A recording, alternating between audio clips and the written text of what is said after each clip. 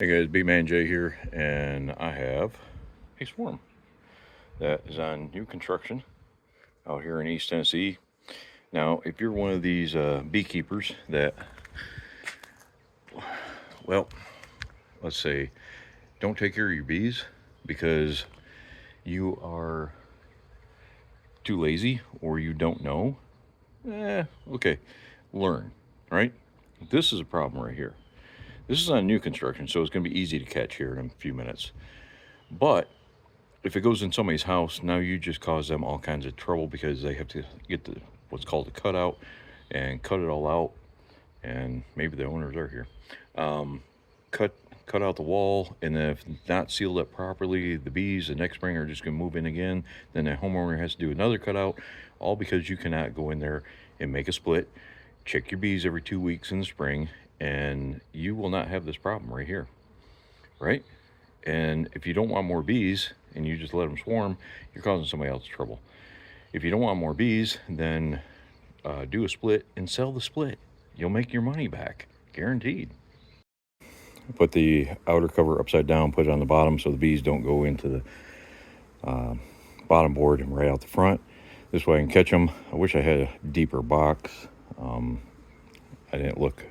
I hate doing that, but need a different bottom box, and then the bees. So I don't think they're all fit in there, but I'll at least get the majority. Hopefully I'll get the queen in there, and then when I bring it down I can put my other box on top and they'll have more room. But I want to get the majority of the bees in there so that hopefully they start fanning, and then I have the queen in there. I'm not your typical beekeeper. I'm not going to sit there and search for a queen in that unless she just pops out at me. Then I'll put her right into the box. Let's see how this goes. Okay, so purpose of your nice long strap is so you can tie it up on the ground and then walk up the ladder with the strap and then just hoist it up. Sit there and pull it on up to you, right? Now when you get down, you can either loop it around the ladder and bring it down slowly if it's level. Mine was a little lopsided because all the bees have come over this side, and they really like that side for some reason. And I have some drawn comb, but it's not good brood comb. There we go. But this smell is amazing. That's when you know you caught the queen. If they start letting off this nice lemon pledge or lemongrass smell, you got the queen in there, right? See her right here? She's up on her hind legs, high skin, her too. You know, there's a few of them. She's in here. They're letting everybody else know that the queen is down here, her, and they have their stinger out. They're letting off that pheromone, and the queen is in here. They're happy enough with it the way it is.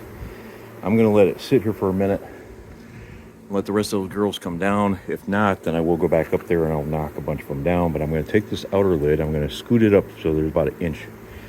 Let's see what that looks like. Now this is what I was talking about, leaving the box open a little bit. That way they're already shaded in there a little bit, but I do have to get another box because, as you can tell, there's a bunch of bees on the outside. I need to scoop them up and put them in there, but they're going to overheat really quickly, even though I have them in the shade.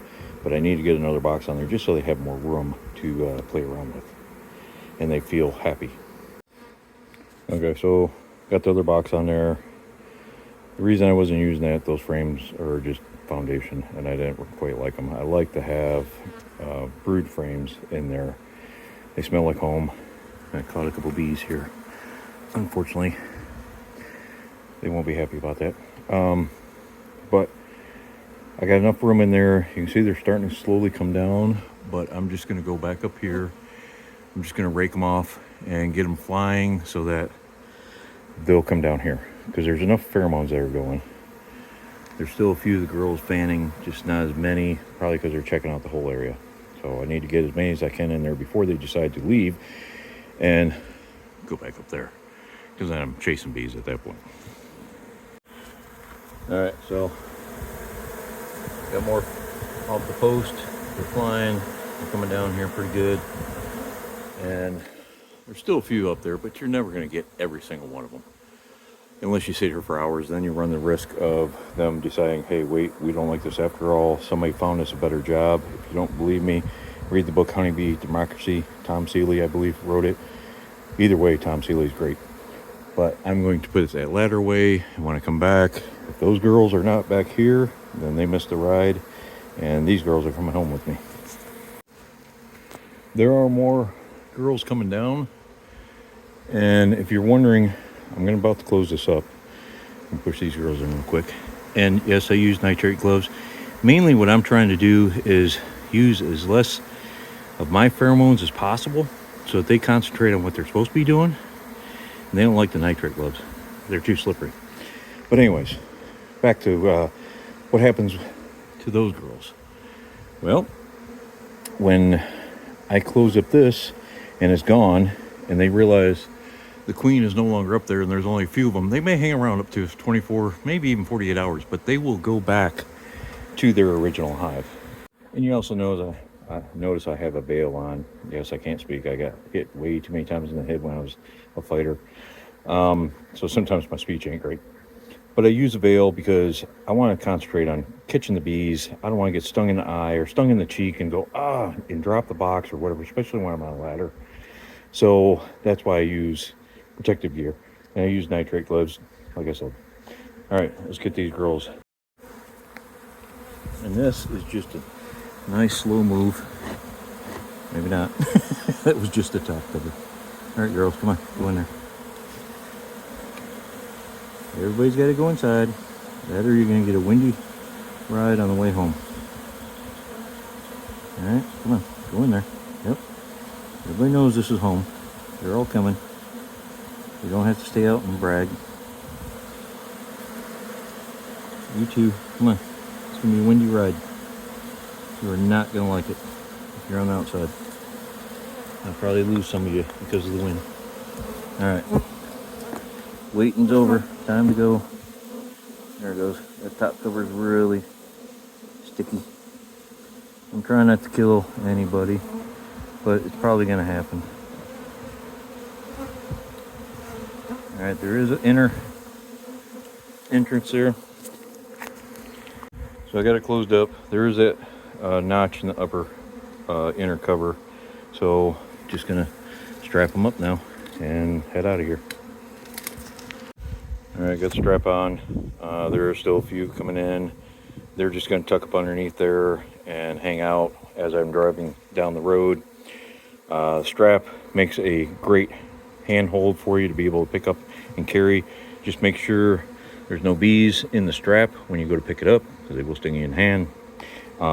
Second, make sure the strap stays on top, not that you get it tangled underneath your feet and trip and fall. And depending on where you're getting them, that could be really bad. This is a construction area, so it could be really bad for me. All right, let's get into the truck. All right, I lost a few bees. They're still hanging out where they think the hive just was. That's it.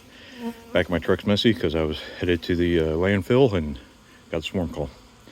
And I just keep all my my bee jacket and all my stuff in a tote so I can just take it to any car or any inspection that I'm doing.